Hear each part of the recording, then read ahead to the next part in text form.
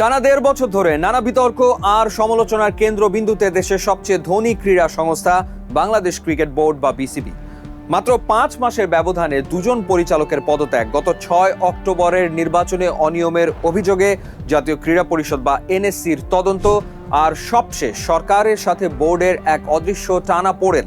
দেশের ক্রিকেট আঙ্গন এখন রীতিমতো টালমাটাল। সংকটের এই পাহাড় সম চ্যালেঞ্জ মোকাবেলা করতেই লম্বা ছুটি কাটিয়ে অবশেষে দেশে ফিরেছেন বিসিবি সভাপতি আমিনুল ইসলাম বুলবুল। আর দেশে ফিরেই মুখ খুলেছেন তিনি। বিশ্বকাপ না খেলা থেকে শুরু করে সরকারের সাথে বিসিবির আসল সম্পর্ক নিয়ে দিয়েছেন বিস্ফোরক সব তথ্য। আজকের ভিডিওতে আমরা পর্দার ওপারের সেই অজানা সত্যগুলোই আপনাদের সামনে তুলে ধরব। গত বিশ্বকাপে বাংলাদেশের না খেলা নিয়ে দেশের ক্রিকেট প্রেমীদের মনে ক্ষোভের শেষ ছিল না। তবে বিসিবি সভাপতি আমিনুল ইসলাম বুলবুল নিশ্চিত করেছেন যে বিশ্বকাপে না খেলার কারণে আইসিসির সাথে যে দূরত্ব তৈরি হয়েছিল তার সমাধান হয়ে গেছে। কিন্তু কেন বাংলাদেশ দল বিশ্বকাপে অংশ নেয়নি? বুলবুল অকপটে স্বীকার করেছেন যে এর পেছনে তৎকালীন সরকারের সিদ্ধান্তই চূড়ান্ত ছিল। তিনি বলেন, মাঝখানে অনেক কিছু ঘটেছে যার সবকিছু হয়তো গণমাধ্যমে আসেনি। সে সময় সরকারের যে সিদ্ধান্ত ছিল তা আমাকে মেনে নিতে হয়েছে, আর এখন যে সরকার দায়িত্বে আছে তাদের সিদ্ধান্ত আমাদের মানতে হবে। বিশ্বকাপ না খেলার জন্য বর্তমান সরকারের সম্ভাব্য তদন্তের বিষয়ে বিসিবির সভাপতি জানান তিনি বিষয়টি পত্রিকার মাধ্যমেই জেনেছেন।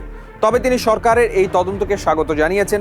একজন সাবেক ক্রিকেটার হিসেবে বিশ্বকাপে খেলতে না পারার আক্ষেপ তাকে পোড়ায় কিনা এমন আবেগঘন প্রশ্নের জবাবে তিনি দীর্ঘশ্বাস ফেলে বলেন, খুব চেষ্টা করছি, দিন শেষে আমিও তো একজন ক্রিকেটার।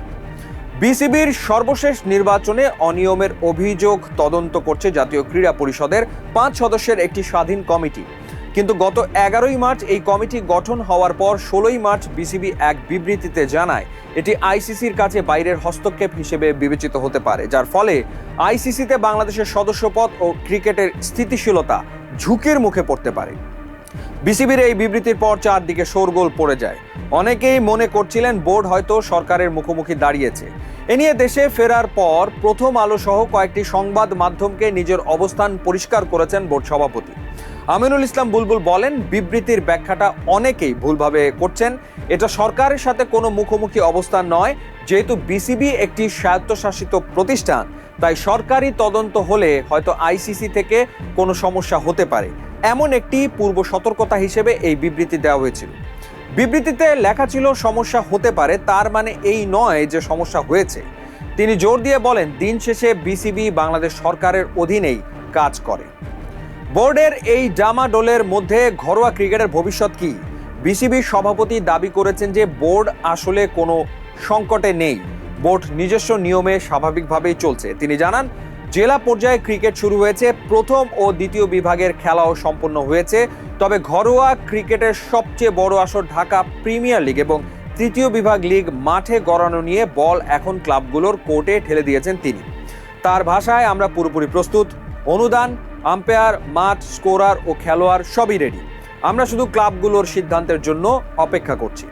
অন্যদিকে দুজন পরিচালকের পদত্যাগ নিয়ে তিনি বলেন, পদত্যাগ সম্পূর্ণ ব্যক্তিগত সিদ্ধান্ত। তবে বোর্ড এখনো তাদের পদত্যাগপত্র গ্রহণ করেনি। তাদের সাথে এখনো আলোচনা চলছে। দেশের ক্রিকেট বোর্ডের অভ্যন্তরীণ এই রেষারেষি এবং সরকারের সাথে সম্পর্কের টানাপোড়েন আসলেই কি আমাদের ক্রিকেটকে অন্ধকারের দিকে ঠেলে দিচ্ছে? একজন সাবেক ক্রিকেটার হিসেবে আমিনুল ইসলাম বুলবুল কি পারবেন এই কঠিন পরিস্থিতি সামাল দিয়ে দেশের ক্রিকেটকে সঠিক ট্র্যাকে ফেরাতে?